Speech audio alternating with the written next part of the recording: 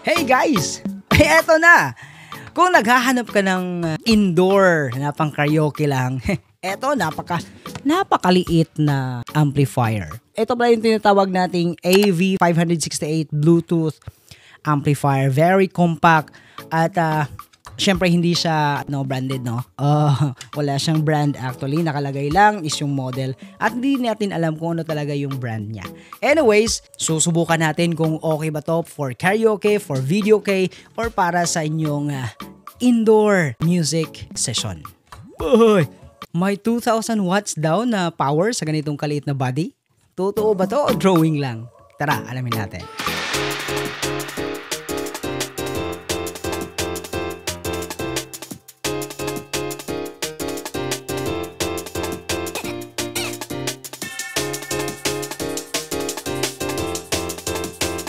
Hello mga ka-audio, ako si Ariel at welcome sa Kwentong Musika. Ngayon ay i-review natin ang AV568 BT Compact Amplifier.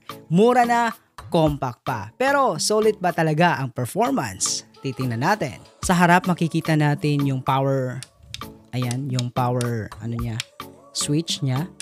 Okay, tapos may dashboard dito, SD card, USB, merong treble, merong bass knob, echo para sa microphone natin, mic volume, of course para sa dalawang mic natin, and of course the main volume. Okay, so meron din siyang mga pindutan dito para sa mode, next, at marami pang iba. Okay, so ito yung nasa harap. Dito naman sa likod, makikita natin yung input, RCA at output, RCA. Itong output para po sa auxiliary at itong output para sa line.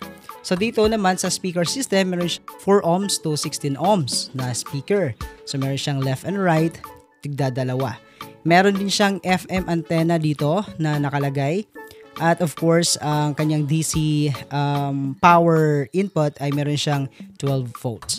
Okay, dito naman, pwede ka rin gumamit ng AC power input na meron siyang 220 volts to 240 volts. Okay, ayan. So very compact. Makikita natin sa kanyang build quality is made of metal siya. Dito sa may unahan is yes, metal din. Okay yung knob na napaka-smooth. Hindi siya umaalog yung mga knobs natin. Makikita nyo talaga sobrang liit lang. Yan, napakaliit. Tingnan nyo. Napakaliit lang yung ating amplifier. Testing. 2 speakers. Pinag-isain mo nangalabot bansa pagtuo nawatan ko ang kaayuhan sa balang tiyan.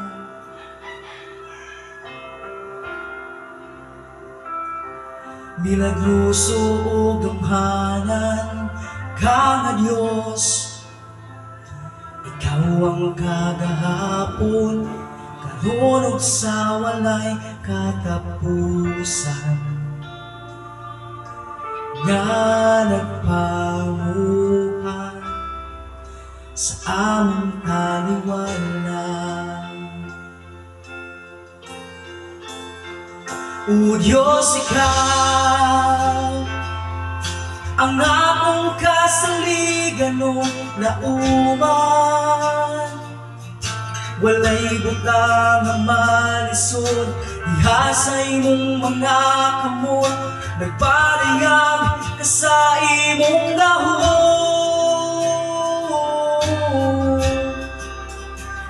O Jesus, kaluy ko ug hikapa kining lawas ng inanglan sa kaayuhan mo.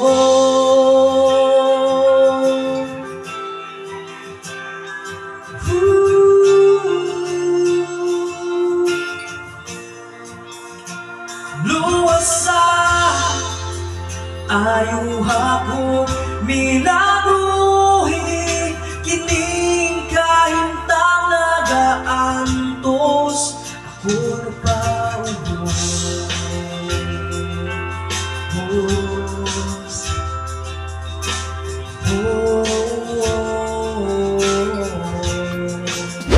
presyo, okay na okay siya. Actually, yung price niya is nasa around 900 pesos siya. So, meron siyang malinaw ang tunog. Napakalinaw ng kanyang tunog. May epekto talaga yung bass at treble knobs.